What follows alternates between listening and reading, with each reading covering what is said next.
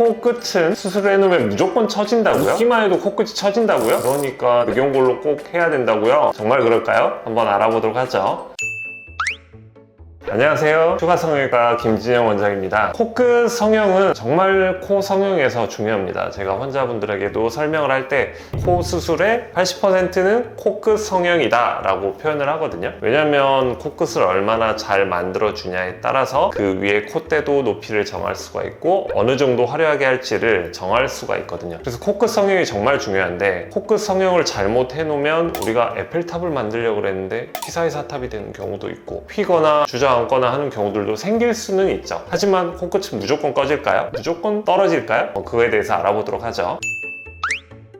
우리가 여러 가지 연골을 사용하죠. 귀연골이나 비중격이나 늑연골이나 공부 많이 해서 우리 알고 있잖아요. 근데 그것들을 선택할 때 어떻게 하냐, 내가 얼마나 높은 코끝을 원하냐, 혹은 내가 가지고 있는 연골들의 상태가 어떤가에 따라서 그런 것들을 선택을 하게 되죠. 근데 그런 부분에서 너무 약한 연골을 선택을 하거나 아니면 내가 그 가진 거에 비해서 너무 높은 높이를 원해서 좀 무리하게 코끝을 올리게 되거나 그러면 누르는 힘이 굉장히 강해지게 됩니다. 그러면 일단은 휘어질 수도 있고요. 휘어지지 않더라도 더 낮아질 수가 있게 되는 거죠. 그런 경우들 때문에 코끝은 무조건 떨어진다, 무조건 낮아진다 라는 편견이 생기게 된 거죠. 그럼 수술을 하고 나서 코끝은 아주 변화가 없나요? 자연스러워진다 라는 표현을 사용하고 싶습니다. 일단 코 수술을 하고 나면 연골이 조금은 약해진다든지 흉살이 생긴다든지 보형물의 무게 때문이라든지 이런 이유들 때문에 조금은 낮아지고 조금은 자연스러워지는 게 맞습니다. 하지만 이런 것들이 모두 다 흡수되고 모두 다 낮아지고 그런 것들은 아니고 예상 범위 안에서 낮아져야 최종적으로 원하는 코 모양을 만들 수가 있겠죠. 그래서 이 코끝의 자연스러워짐을 대비하기 위해서 처음에는 코끝이 조금은 나와 보이는 게 좋다라고 항상 저는 이야기를 합니다. 선생님, 제가 너무 웃어서 코끝이 떨어져서 재수를 하러 왔어요 라고 하는 분들도 계세요. 근데 그거는 맞는 말일 수도 있지만 사실은 웃어서 코끝이 떨어지면 어떻게 코 수술을 하겠어요, 그렇죠? 그런 경우에는 정말 코끝을 내리는 우리가 비중격 내림 근육이라는 근육이 있습니다. 그런 경우를 끊어주는 경우들도 있는데 우리가 가끔씩 코가 예쁘다 그랬는데 갑자기 웃었는데 갑자기 쑥 코가 낮아지는 분들 있거든요.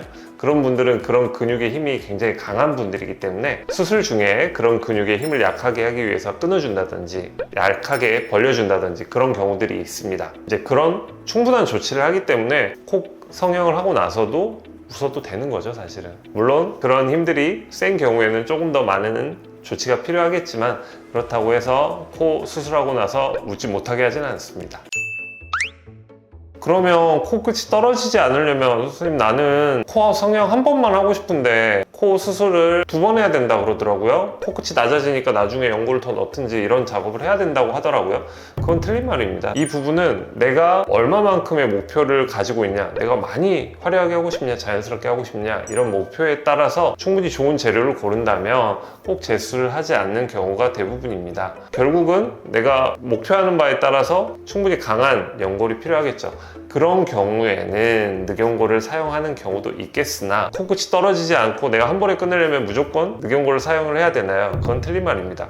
충분히 강한 비중격 연골을 가지고 있는 경우들도 있고요. 내가 코끝이 이미 높은데 조금만 높이는 경우들도 있기 때문에 내가 늑연골을 써야만 코 수술이 한 번에 끝나냐? 그렇지는 않습니다. 대부분의 경우에서 충분히 좋은 재료를 비중격이나 귀연골로도 충분히 원하는 결과를 얻을 수가 있기 때문에 늑연골은 정말 필요한 경우에만 사용하는 게 좋겠죠. 남용하는 것은 좋지는 않습니다.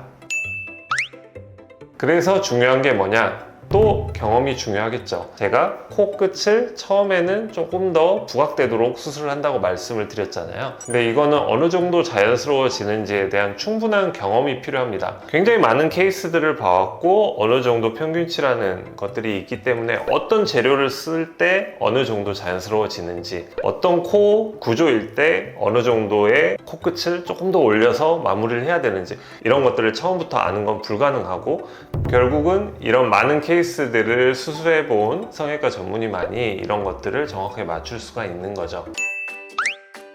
코 성형 누구나 한 번만 하고 싶죠. 누가 두 번에 걸쳐서 나는 해야지 라는 사람은 아무도 없거든요. 코 수술을 한 번으로 마무리할 수 있는 좋은 방법은 정확한 진단을 가지고 정확한 분석을 통해서 아주 정확한 수술을 했을 때 한 번에 마무리를 할 수가 있습니다. 늑연골 꼭 필요하는지, 혹은 나의 비중격이나 귀연골은 충분한지, 내 목표를 이루기 위해서 어떤 재료를 사용해야 되는지, 코 성형 한 번으로 끝내고 싶은 분들, 혹은 수술을 했는데 결과가 너무 불만족스러워요, 나는 재수술 한 번으로 나 이제 끝내고 싶어요 하는 분들, 이런 것들은 경험이 많은 추가 성형외과에 와서 상담을 받아보시고 수술을 하게 된다면 우리 한 번으로도 끝낼 수 있잖아요. 그렇죠? 오늘도 영상 봐주셔서 감사하고 오늘도 수고하셨습니다.